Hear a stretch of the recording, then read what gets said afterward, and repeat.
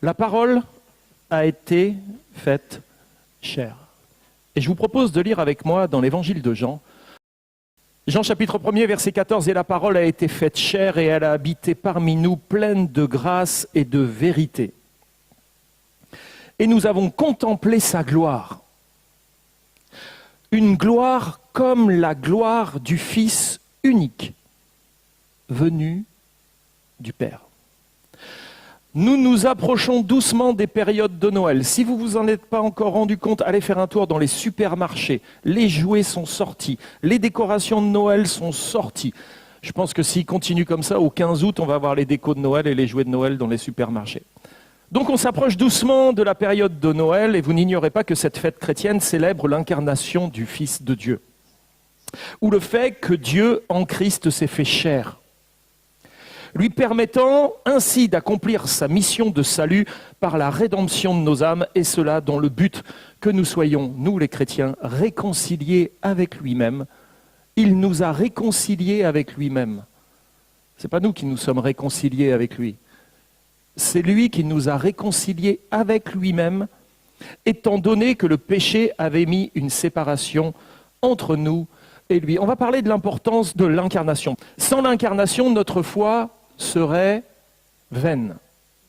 Notre rédemption n'aurait pas eu lieu à la croix du Calvaire et Christ ne serait pas mort en prenant sur lui le poids de notre condamnation. Et la justice de Dieu n'aurait donc pas été satisfaite. Il ne serait pas non plus ressuscité comme prémisse de tous ceux et de toutes celles qui sont sauvés. Le plan de salut, ou le plan parfait du salut, comme on a habitude de le dire, parce que ce plan est véritablement parfait, réclamait nécessairement l'incarnation. Seulement, cette idée d'incarnation pour les Juifs était un peu problématique, imaginez-vous. Pour eux, la notion d'incarnation devait choquer, en tout cas quantité des Juifs. Dieu se faisant homme avait de quoi provoquer leur croyance. Il savait qu'il était possible d'entendre Dieu parler audiblement, qu'il avait lui-même gravé sa parole sur 2 tablettes de pierre. Mais là, il était question du fait que la parole soit devenue chair, qu'elle se soit fait homme. Le logos, au commencement, était le logos, la parole. Le logos ou la parole qui était au commencement de toute chose, s'est fait homme et pleinement homme sans jamais perdre sa divinité par le mystère de l'incarnation. Il n'a pas seulement revêtu l'humanité ou a pris une forme corporelle, mais il est véritablement devenu chair. En Jésus, nous trouvons cette double nature, pleinement Dieu et pleinement homme.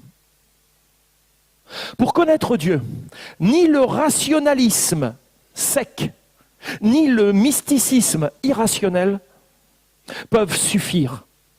En effet, le rationalisme réduit Dieu à un simple objet, tandis que le mysticisme irrationnel renonce de son côté à tout contrôle et peut donc ouvrir à quantité de dérives.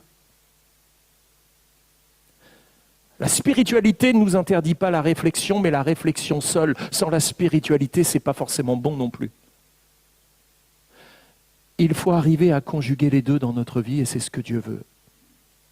Avoir la connaissance de la parole de Dieu, avoir une réflexion sur cette parole, afin de bien l'appliquer dans nos vies, et être alimenté spirituellement, au travers de la présence de l'Esprit en nous. Alors c'est le moment d'une révélation suprême. L'incarnation est la révélation suprême parce qu'elle permet d'être directement au contact de la divinité. En Christ, nous étions, les apôtres, les disciples, les contemporains de Jésus, étaient directement au contact de la divinité. Dieu s'est fait homme. C'était la révélation suprême.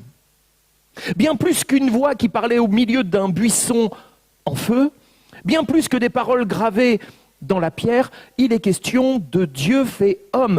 Et cette parole incarnée, dit Jean, a habité parmi nous ou a vécu parmi nous. Et au centre de cette affirmation, l'apôtre Jean utilise un verbe grec qui est très intéressant. Ce verbe grec, c'est skénoo, indiquant que la parole a dressé littéralement son tabernacle ou a vécu sous sa tente parmi nous. Dieu a vécu sous sa tente parmi nous. C'est ce que Jean est en train de dire dans son prologue. Au commencement était le Logos, et le Logos a dressé sa tente, a habité au milieu de nous. L'emploi du verbe skénoo devait résonner chez les lecteurs juifs qui lisaient l'Ancien Testament grec, car ce terme leur évoquait d'emblée un autre mot grec qui est skéné. Skéné désignait, lui, le temple portatif ou le tabernacle. Quand on parlait du tabernacle dans l'Ancien Testament grec, on employait le mot skéné. C'était le temple portatif ou le tabernacle au sein duquel Dieu rencontrait son peuple avant la construction du temple en dur. Et ce tabernacle, ce skéné, avait été transporté à travers le désert au cours des pérégrinations du peuple hébreu entre l'Égypte et la terre promise. Nous en arrivons donc au centre de la foi juive. Il nous faut déjà réaliser qu'au centre de la foi juive se trouvait le temple ou le tabernacle. Tout tournait autour de ce lieu où Dieu se manifestait, où Dieu se révélait, où Dieu parlait. Les Juifs avaient coutume de monter à Jérusalem, au temple, au moins tous les ans. Ils y allaient à la Pâque. C'était la coutume, c'était l'habitude, c'était le rituel. Pour aller à la rencontre de Dieu, malgré que ce Dieu était omniprésent, on allait au temple pour aller le rencontrer parce que c'était le lieu où se manifestait pleinement l'Éternel. Pour autant que ce temple soit sous la forme d'une tente ou plus tard d'un édifice en dur, ça importait peu en réalité. Ce n'est pas le bâtiment qui importait, mais celui qui résidait à l'intérieur de ce bâtiment. Cet édifice religieux n'était pas non plus une innovation propre à la foi juive. Les Juifs n'ont pas inventé le temple. En effet, pratiquement toutes les religions anciennes avaient des temples. Le temple pour le judaïsme et les autres religions était un lieu tangible ou physique où l'immortel se rencontrait avec le mortel, où le surnaturel et le naturel entraient en collision, où l'éternel et le temporel se croisaient, où le sacré et le profane se tenaient face à face. Bien plus qu'un lieu de réflexion, le temple était un lieu de rencontre. Ce matin, êtes-vous entré dans un lieu de réflexion ou dans un lieu de rencontre ? L'homme a toujours besoin de se repérer dans l'espace et d'attribuer des fonctionnalités à certains lieux.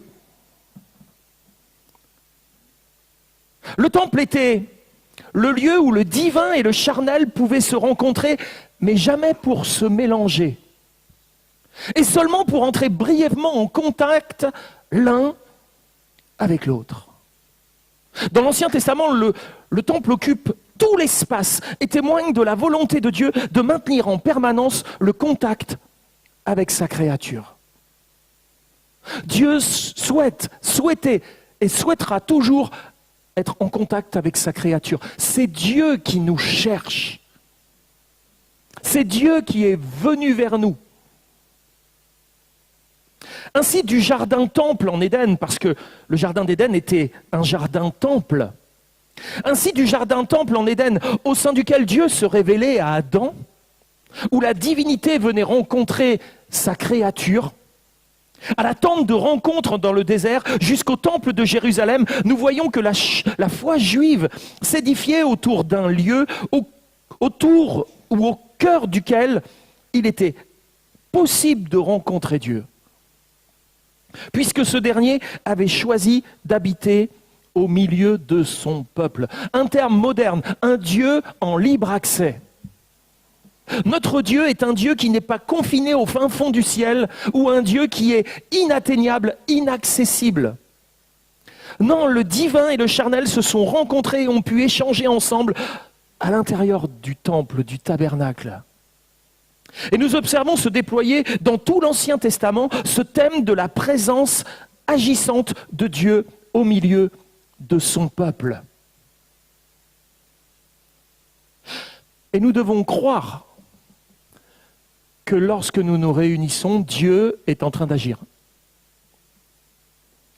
On n'est pas juste en train de partager sur qui est notre Dieu et ce qu'il est capable de faire, mais nous partageons aussi sur le fait qu'il fait alors que nous parlons de lui, alors que nous l'invoquons.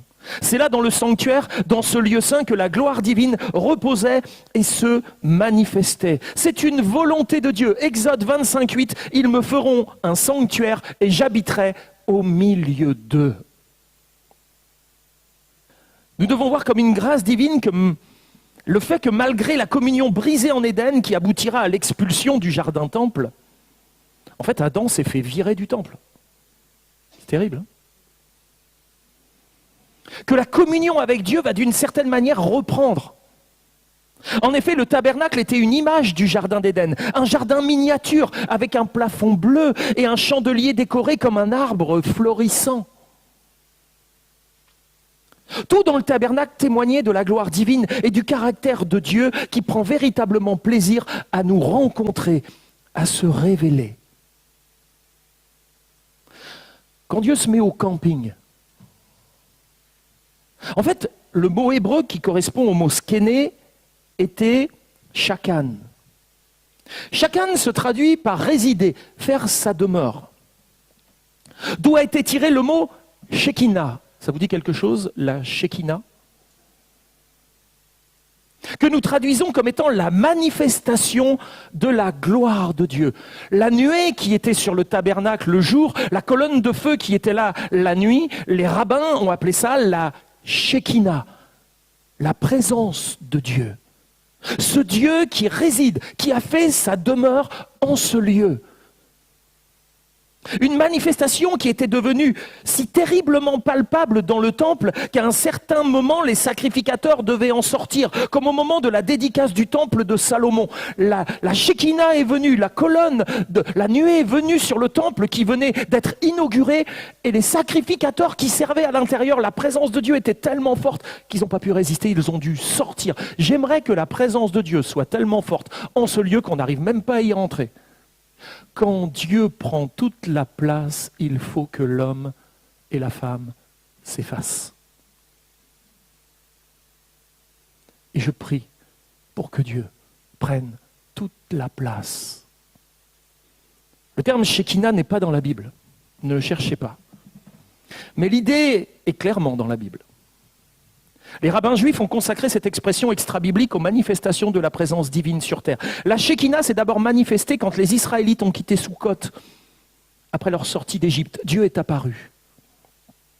Le jour sous la forme d'une colonne de nuée et la nuit sous la forme d'une colonne de feu. Il est dit dans Exode chapitre 13, versets 20 à 22, « Ils partirent de Soukhot et campèrent à Étam. » À l'extrémité du désert, l'Éternel allait devant eux, le jour dans une colonne de nuée pour les guider sur leur chemin, et la nuit dans une colonne de feu pour les éclairer. Afin qu'ils puissent marcher jour et nuit, la colonne de nuée ne se retirait pas de devant le peuple pendant le jour, ni la colonne de feu pendant la nuit. La parole était là pour les guider. Une colonne de feu qui les éclairait. Ta parole est une lampe à mes pieds, une lumière sur mon sentier. La Shekinah, la présence de Dieu qui m'éclaire. Cette présence de Dieu était visible, non seulement aux Israélites, parce qu'on aurait pu prétexter à une hallucination collective, mais aussi à leurs ennemis, les Égyptiens. Regardez, dans Exode 14, versets 24 à 25, à la veille du matin, l'Éternel de la colonne de feu et de nuée regarda le camp des Égyptiens et mit en désordre le camp des Égyptiens. Un Dieu qui démonte les roues. Il ôta les roues de leurs chars et en rendit la marche difficile. Les Égyptiens dirent alors, fuyons devant l'Éternel, car l'Éternel combat pour lui contre les Égyptiens. la présence Shekinah de Dieu était suffisante pour convaincre ses ennemis qu'ils ne pouvaient pas lui résister et qu'il était préférable pour eux de fuir que de poursuivre leur plan. Alors quand Jean écrit son prologue, il annonce quoi? Il annonce un retour, le retour de la Shekinah. Remarquez alors que Jean dit dans le reste du verset 14, « Et la parole a été faite chair, et elle habitait parmi nous. Elle a tabernaclé, elle a skéné au milieu de nous, pleine de grâce et de vérité, et nous avons contemplé sa gloire. » La colonne, la nuée, la Shekinah était la manifestation de la gloire de Dieu. La parole est revenue au milieu de nous, la Shekinah est de retour et nous pouvons contempler sa gloire. Pour l'apôtre Jean, il était clair que la parole qui était au commencement était Christ et que la parole était donc de retour au milieu de son peuple. La présence de Dieu où sa Shekinah venait littéralement de nouveau tabernacler au sein de son peuple. Emmanuel, Dieu au milieu de nous, la parole de Dieu, celle qui était au commencement, qui a tout créé, est là, de retour, au milieu de nous. Quelle annonce, quelle révélation! Mais cette idée du fait que Dieu soit contenu à l'intérieur d'un temple pouvait être troublant, n'est-ce pas? D'ailleurs, le roi Salomon, qui lors de la dédicace du temple prononça une prière de consécration, sa prière fut très significative. Dans sa prière, il s'étonna à voix haute de l'idée qu'un bâtiment terrestre puisse contenir le Dieu des cieux. Regardez ce qu'il va dire dans 1 Jean chapitre 8, verset 27. « Mais quoi? Dieu habiterait-il véritablement sur la terre? Voici les cieux, et les cieux des cieux ne peuvent le contenir. Combien moins cette maison que je t'ai bâtie. » Comment s'imaginer que le Dieu qui a tout créé, quand on voit l'étendue de l'univers et que c'est lui qui l'a créé, il est forcément plus grand que ce qu'il a créé. Comment pourrait-il tenir à l'intérieur d'un petit temple que nous, on lui a construit? Je ne sais pas si vous connaissez Jonathan Edwards. Dans sa Bible, il a écrit une note manuscrite dans la marge. Et voici ce qu'il écrit.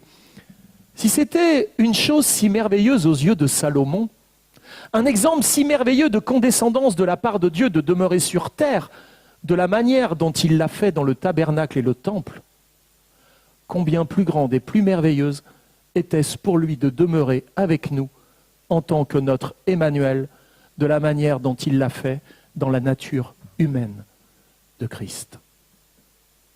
C'était déjà grand que Dieu vienne habiter dans le tabernacle ou dans le temple. Mais alors que Dieu se fasse homme, Emmanuel, Dieu avec nous, et que chacun pouvait librement venir vers lui parler, le toucher. Jonathan Edwards nous aide à réaliser par cette petite note écrite en marge que nous aussi nous avons notre Shekinah. Notre Emmanuel, Dieu avec nous, qui a lui-même déclaré dans Matthieu chapitre 28, verset 20, « Et voici, je suis tous les jours avec vous jusqu'à la fin du monde. » Que devons-nous faire, nous chrétiens et chrétiennes, d'une telle parole, d'une telle promesse? En quoi ce qu'a déclaré Jésus devait changer ou devrait changer notre vision des choses? Parlons de l'ancien temple. Dans l'ancien temple, le surnaturel se heurtait au naturel dans un bâtiment physique, où, avec un accès très limité, les humains pouvaient rencontrer Dieu dans sa gloire. L'accès était limité par à la fois un voile monumental qui séparait le lieu saint du lieu très saint. On savait que Dieu se tenait dans le lieu très saint. Et si on pouvait entrer dans la première partie du temple ou du tabernacle, dans le lieu saint, il était impossible d'aller au-delà du voile dans le lieu très saint. Seul le souverain sacrificateur pouvait y entrer une fois par an Et il savait qu'il y allait au prix de sa vie. Et il devait observer tout un tas de rites avant d'y aller. On est donc dans la configuration d'un temple avec un accès limité. Il y avait un voile de séparation. Et puis il y avait un voile blanc qui entourait tout le parvis du tabernacle. Et ce voile blanc criait « Sainteté, sainteté, sainteté ». Pour aller à la rencontre de Dieu, il fallait d'abord avoir travaillé à sa propre sainteté. L'impur ne pouvait pas confronter le pur comme ça. Sans parler de toutes les recommandations et interdictions qu'il était nécessaire d'observer dans la mise en pratique des rituels exercés par des hommes qui devaient, eux aussi, les sacrificateurs, être sanctifiés par le moyen d'aspersion de sang venant de sacrifices d'animaux. La volonté divine était de marquer les esprits en ce qui concerne la notion de sainteté de Dieu. On ne pouvait pas s'approcher de Dieu n'importe comment, faire n'importe quoi en sa présence. Et l'épisode de la mort des fils d'Aaron, Nadab et Abihu, illustre bien cela. Vous vous souvenez de cette histoire ? Lévitique chapitre 10, versets 1 et 2, les fils d'Aaron, Nadab et Abihu, ils étaient sacrificateurs par héritage. C'était les fils d'Aaron. Ils prirent chacun un brasier, ils mirent du feu, posèrent dessus des parfums, ils apportèrent cela devant l'Éternel, mais c'était un feu étranger. Et Dieu ne leur avait point ordonné de faire cela. Alors le feu sortit de devant l'Éternel et les consuma et ils moururent devant l'Éternel.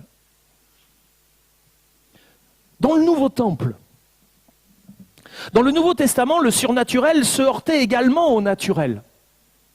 Non dans un bâtiment physique, mais dans un corps physique. Ou avec un accès illimité. Vous avez compris le nouveau temple qui c'est. Les humains pouvaient rencontrer Dieu dans sa gloire. Et Jean le dit, nous avons vu la gloire de Dieu. La parole a été faite chair, elle a tabernaclé, elle est restée au milieu de nous. Et nous avons pu contempler sa gloire. Quelle différence énorme entre la manière de rencontrer Dieu dans le tabernacle ou le temple et celle qui va se mettre en place avec Jésus-Christ par le moyen de l'incarnation. Il y a clairement une distanciation qui a été renversée. Dans l'ancien temple, dans le temple de l'Ancien Testament, des catégories entières de personnes étaient mises à l'écart. Il s'y pratiquait une forme d'exclusion qui aujourd'hui nous apparaît des plus inconvenantes même. Les lois qui régissaient le tabernacle et plus tard le temple pouvaient paraître sévères envers les individus qu'elles concernent. Mais elles n'en avaient pas moins un but d'humanité. En ce qu'elles étaient destinées à réprimer des usages de mutilation cruels et fort répandus chez les peuples de l'Orient ancien. Dans le contexte ancien, la pureté physique était perçue aussi comme une condition nécessaire pour approcher le sacré. Les défauts physiques étaient souvent interprétés comme des symboles d'impureté ou de malédiction dans le contexte culturel et religieux de l'époque. Il faut se replonger dans les contextes et dans la mentalité dans laquelle les gens étaient. Cette perception était liée à une compréhension plus large de la pureté rituelle qui englobait à la fois le physique et le spirituel. Il fallait une pureté spirituelle à laquelle devait s'associer une pureté physique. Il y avait les ablutions, il y avait toutes ces choses. Être au contact de la mort, réclamer des rites de purification. On associait la pureté physique à la pureté spirituelle. Est-ce que vous croyez que dans le Nouveau Testament, la pureté physique et spirituelle sont détachées? Ou est-ce qu'on doit toujours garder nos corps dans une véritable pureté? Il faut que et l'esprit et le corps soient maintenus dans une véritable pureté. Comment l'un pourrait ne pas être pur et l'autre l'être? Cette perception donc était liée à une compréhension plus large. Tout cela en fait était des moyens très pédagogiques et donc utiles que Dieu avait établis pour initier son peuple à la foi véritable et à ses critères en matière de sainteté. Nous pouvons ainsi lire que bien des choses entravaient la pleine jouissance des privilèges attachés à la parenté d'Aaron.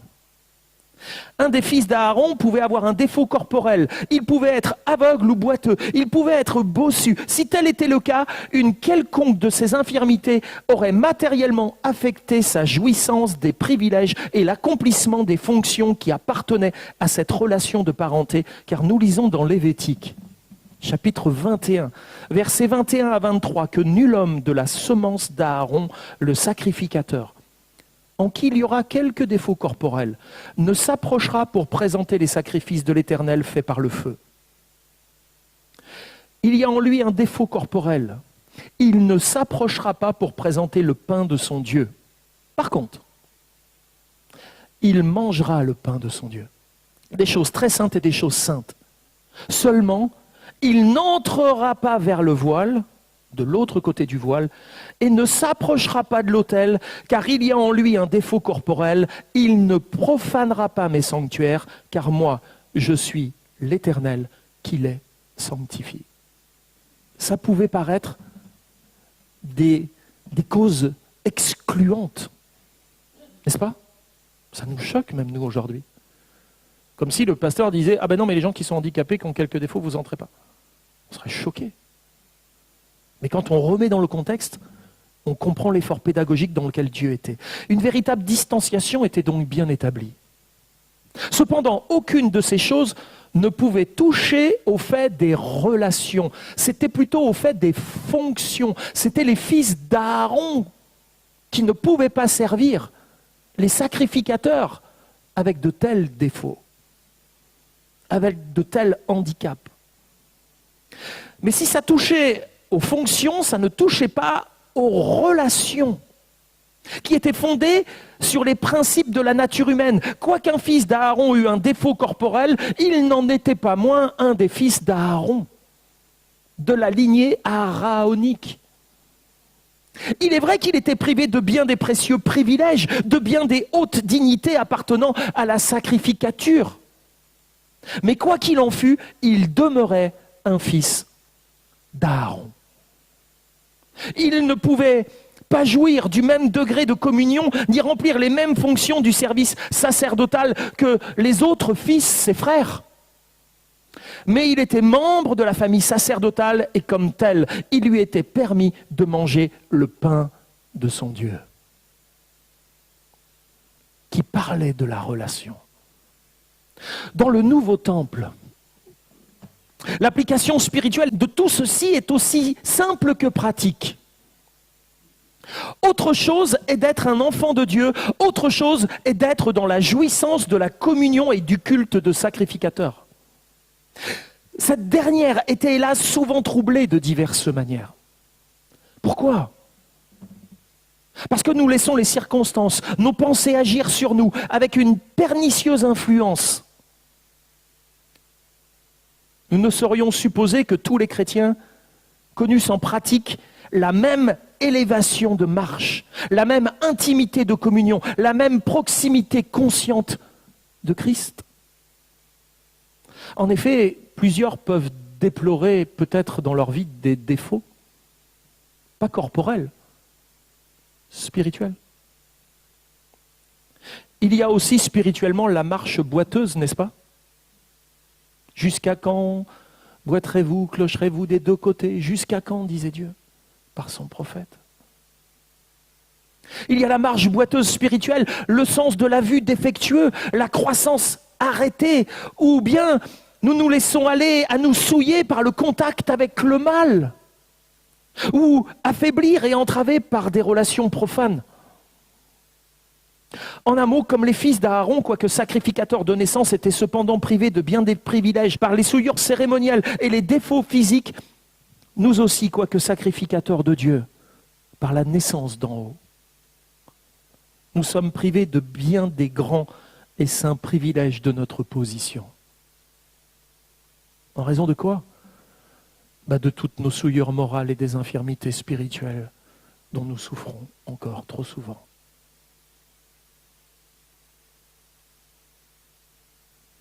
Nous sommes dépouillés de maintes de nos dignités par un développement spirituel défectueux. Il nous manque un œil simple, une vigueur spirituelle. Un dévouement entier et cordial.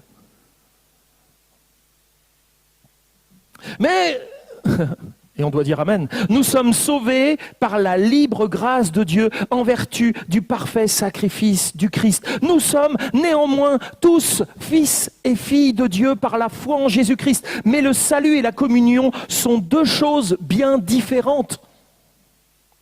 Je suis sauvé, je suis enfant de Dieu, je suis né de nouveau. Oui, mais ta communion avec Dieu, on en parle? Ta capacité à le servir. Ah mais non, Dieu a mis une distance entre moi et lui, parce qu'en réalité, il y a certaines choses qui m'entravent, qui m'empêchent. Comme les fils d'Aaron, qui souffraient de quelques handicaps, ne pouvaient plus servir. S'il arrivait qu'un des fils d'Aaron eût quelques fractures aux pieds ou aux mains, était-il privé de sa relation de fils? Mais non, il était toujours un des fils d'Aaron. Il mangeait toujours le pain de Dieu. Voici ce qui est, au contraire, positivement déclaré. Il pourra bien manger du pain de son Dieu, des choses très saintes et des choses saintes. Qu'est-ce donc qu'il perdait par son infirmité corporelle, ce fils d'Aaron? Il ne lui était pas permis de remplir quelques-unes des fonctions les plus élevées du service et du culte sacerdotal. Seulement, il n'entrera pas vers le voile et ne s'approchera pas de l'autel. Ça, il ne pourra pas le faire. Et combien de fois, en raison de quelques handicaps spirituels, nous sommes venus dans le temple, mais on n'est pas passé de l'autre côté du voile. On a rencontré nos frères et nos sœurs. On a mangé le pain de Dieu. Mais on ne s'est ni approché de l'autel, ni franchi le voile. Alors que le voile a été grand ouvert, vous le savez. Il a été déchiré, l'accès est libre. Nous, on est restés en deçà. En réalité, pour les fils d'Aaron, c'était là de graves privations. Et parfois, on se prive d'aller au contact de notre Dieu. Et quoi qu'on puisse objecter qu'un homme ne pouvait rien à la plupart de ses défauts physiques, cela ne changeait pas la question. L'Éternel ne pouvait avoir un tel sacrificateur à son autel, ni un sacrifice, parce que c'était aussi pour les sacrifices. L'animal qu'on donnait en sacrifice ne devait pas avoir de défaut corporel non plus. Il ne pouvait pas avoir un sacrificateur, ni un sacrifice entaché sur son autel. Il fallait que soit le sacrificateur et le sacrifice fussent parfaits, parce qu'ils incarnaient une symbolique très forte d'un jour où un sacrifice parfait allait être donné par un sacrificateur tout aussi parfait. D'ailleurs, le sacrifice et le sacrificateur ne sont qu'un. Il s'est offert lui-même. Quels sont les privilèges du nouveau temple? Parce que nous, on n'est plus dans l'ancien temple. On est dans le nouveau. Or, nous avons à la fois le sacrificateur parfait, le sacrifice parfait en la personne de notre bien-aimé Sauveur Jésus-Christ, s'étant offert lui-même sans tache à Dieu. Il est notre grand souverain sacrificateur dans les cieux, où il vit éternellement pour intercéder pour nous. Que c'est glorieux. L'Épître aux Hébreux traite en détail de ces deux points.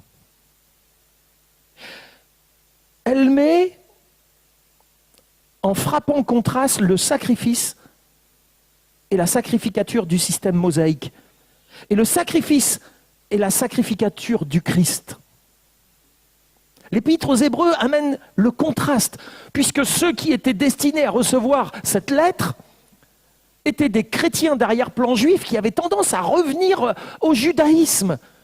Alors l'auteur de l'Épître aux Hébreux, qui est un apologète extraordinaire, va dire, mais regardez le sacrifice de l'Ancien Testament, regardez son sacrificateur, et maintenant regardez le sacrifice du Nouveau Testament, et regardez son grand sacrificateur. Comparez les deux.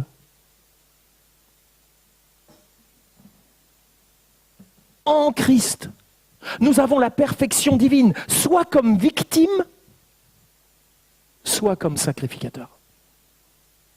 Nous avons en lui tout ce que Dieu pouvait demander et tout ce dont l'homme pouvait avoir besoin. Tout est en lui. Il répond à ce que Dieu attend et il répond à nos besoins. Son sang précieux a ôté nos péchés et sa puissante intercession nous maintient dans toute la perfection de la place où son sang nous a introduits. Cependant, il faut l'avouer, par nous-mêmes, nous sommes si faibles et si chancelants, si remplis de fautes et d'infirmités, si enclins à errer et à broncher dans notre marche en avant, que nous ne pourrions pas demeurer debout un seul instant, si ce n'était grâce à celui qui est toujours vivant pour intercéder pour nous. Dans l'ancienne alliance, on aurait été consumés comme les fils d'Aaron. Tant de fois nous nous sommes approchés de Dieu de la mauvaise manière. Nous avons parfois beaucoup de peine à concilier l'idée de la position parfaite du croyant en Christ avec les besoins d'une sacrificature. C'est vrai, si Christ nous a justifiés, s'il nous a sanctifiés, si nous sommes purs aux yeux de Dieu au travers de son sacrifice, en quoi aurions-nous encore besoin aujourd'hui d'un sacrificateur ? Pourtant, nous avons un sacrificateur. Vous savez où est-ce qu'il est, notre sacrificateur, aujourd'hui ? Il est où, votre sacrificateur ? Votre souverain sacrificateur. Dites-moi où il est. Il est au ciel. Mais quel endroit ? C'est-à-dire que dans le temple céleste, il est de quel côté du voile ? Il est dans le lieu très saint. Il a traversé le tabernacle céleste. Il est allé au-delà du voile. Et il se tient dans la présence. Notre souverain sacrificateur est entré une fois pour toutes. Le souverain sacrificateur dans l'Ancien Testament, entré à Yom Kippour, il en ressortait en ayant mis le sang sur le couvercle de l'arche de l'Alliance pour apaiser Dieu du péché du peuple, une fois par an. Là, Christ est entré dans le tabernacle céleste. Il a franchi le voile, non avec le sang des taureaux et des boucs, mais avec son propre sang, il a fait l'expiation devant le Père. Et il se tient aujourd'hui, toujours notre sacrificateur dans le lieu saint. Il n'en est pas encore clairement ressorti. Il va en ressortir bientôt. Mais il est toujours dans son rôle d'intercession. Si nous sommes parfaits en Christ, quel besoin avons-nous encore d'avoir un sacrificateur ? Il est de la dernière importance de saisir avec clarté et exactitude la parfaite harmonie de ces deux phases de la vérité. Le croyant est parfait en Christ. Là, vous devez dire Amen. Mais en lui-même, il est encore une pauvre et faible créature, toujours exposée à tomber. C'est terrible. De là l'ineffable bonheur d'avoir à la droite de la majesté dans les cieux quelqu'un qui prend soin de tout ce qui nous concerne. Quelqu'un qui nous soutient continuellement par la main droite de sa justice. Quelqu'un qui ne nous abandonnera jamais. Quelqu'un qui peut sauver parfaitement et jusqu'au bout. Quelqu'un qui est le même hier, aujourd'hui et éternellement. Quelqu'un qui nous fera passer en triomphe à travers toutes les difficultés et tous les dangers qui nous entourent et qui nous placera irréprochables devant sa gloire avec abondance et joie. Quelqu'un qui intercède constamment pour nous. Béni soit à jamais la grâce qui a si simplement et si amplement pourvu à tous nos besoins par le sang d'une victime sans tache et par l'intercession d'un divin souverain sacrificateur. Rien de comparable avec ce qui se passait dans l'Ancien Testament. Ce n'était que des images de réalités qui allaient prendre place, ô combien plus grandes. Efforçons-nous donc de marcher de manière à nous conserver purs du monde et à nous tenir à part de toute mauvaise pensée ou relation afin que nous puissions jouir des plus grands privilèges et remplir les plus hautes fonctions de notre position de membre de la famille sacerdotale dont Christ est à la tête. C'est lui, notre grand souverain sacrificateur. Mais nous, les croyants, nous sommes tous des sacrificateurs pour Dieu le Père. Nous avons la liberté d'entrer dans le lieu saint par le sang de Jésus. Nous avons un grand privilège et un grand sacrificateur établi sur la maison de Dieu. Aussi, rien ne peut nous enlever ces privilèges. Mais notre communion peut être troublée et notre culte peut être empêché, ainsi que nos saintes fonctions peuvent être négligées. Ces questions cérémonielles au sujet desquelles les fils d'Aaron sont avertis ont donc leur antitype dans l'économie chrétienne. C'est-à-dire qu'on trouve les mêmes choses. Regardez.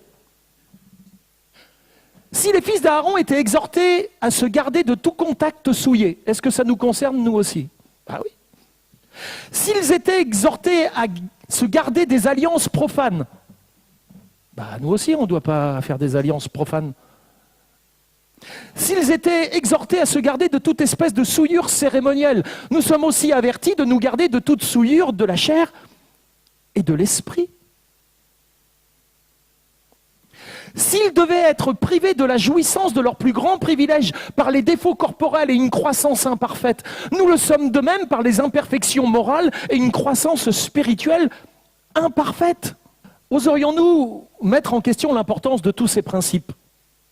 N'est-il pas évident que plus nous apprécions les bénédictions attachées à cette maison sacerdotale dont nous avons été constitués membres, en vertu de notre naissance spirituelle et pas physique comme les fils d'Aaron, plus nous nous garderons soigneusement de tout ce qui pourrait tendre, de quelque manière que ce soit, à nous en enlever la jouissance. Nous pouvons compter et nous appuyer sur la force que nous communique le Saint-Esprit dans le but de continuer à jouir de nos places de sacrificateurs. Nos capacités à l'être et à s'y maintenir nous viennent de Dieu. Par la puissance du Saint-Esprit, nous remplirons fidèlement nos fonctions de sacrificateurs. Parce que ce n'est pas par notre puissance à chacun qu'on peut accomplir ce que Dieu attend de nous. Grâce au Saint-Esprit, nous sommes rendus capables de présenter nos corps en sacrifice vivant, saint et agréable à Dieu.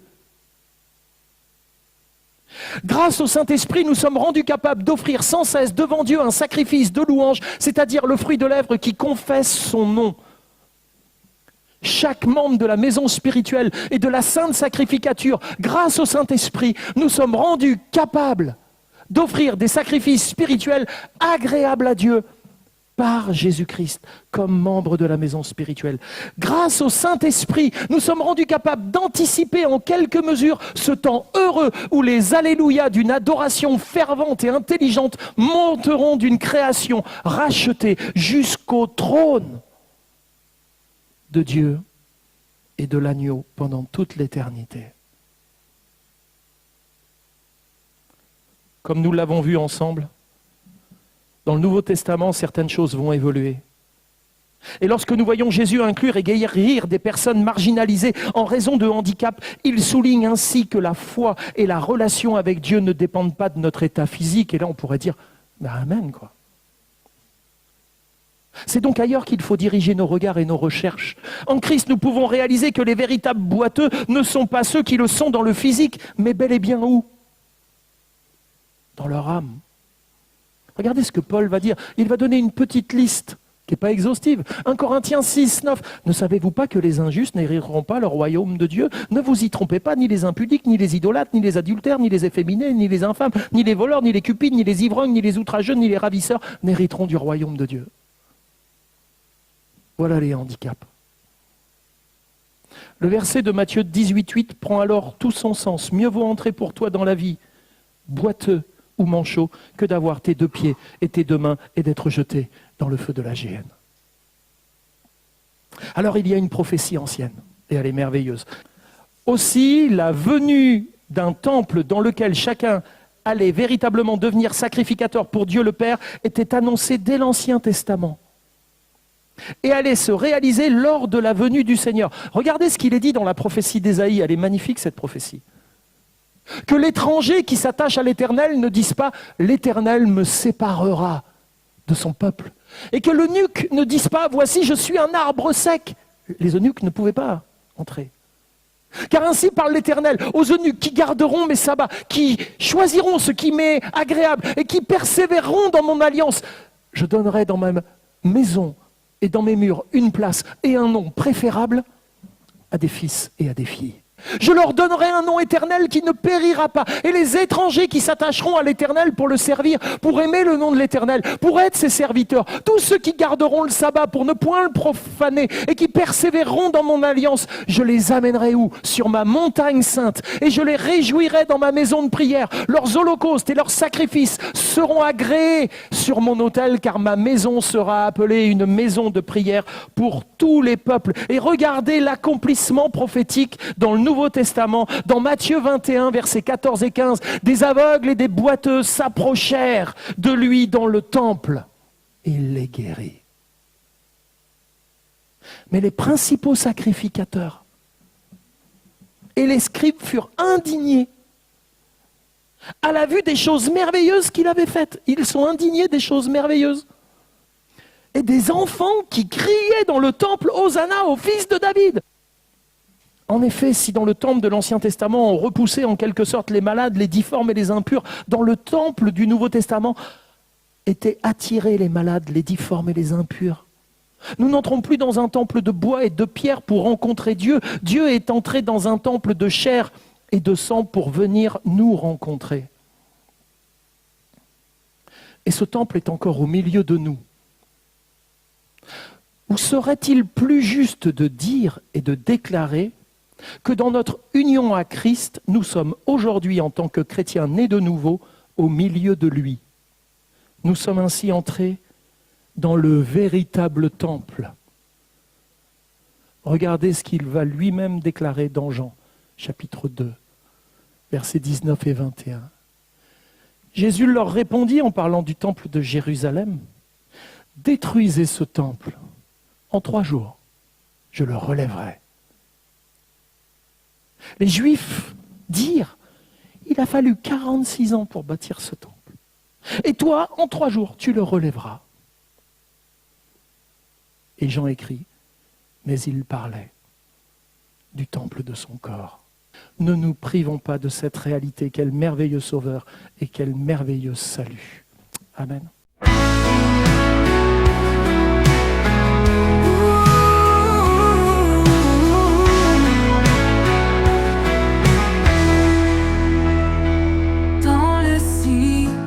De la nuit, là où l'espoir s'épanouit, Jésus, toi notre refuge, dans ton amour nous nous plongeons. Jésus, notre temple, notre Shekinah, ta lumière nous brille et nous guide ici-bas. Dans chaque prière, dans chaque regard, tu es la paix qui ne peut s'égarer.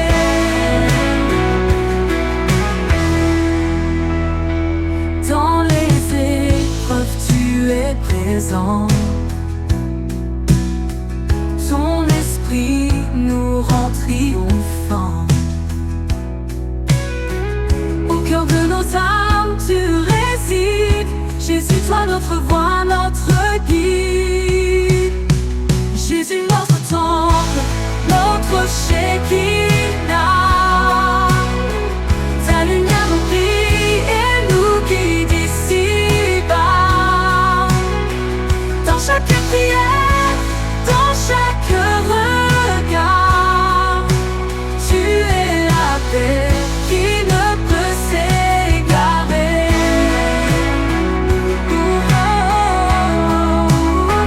Shekinah, gloire dans nos vies. Ta présence douce, elle nous unifie. Dans la joie ou dans la douleur, Jésus, en toi nous trouvons le cœur. Jésus, notre temple, notre Shekinah. Ta lumière brille et nous guide ici.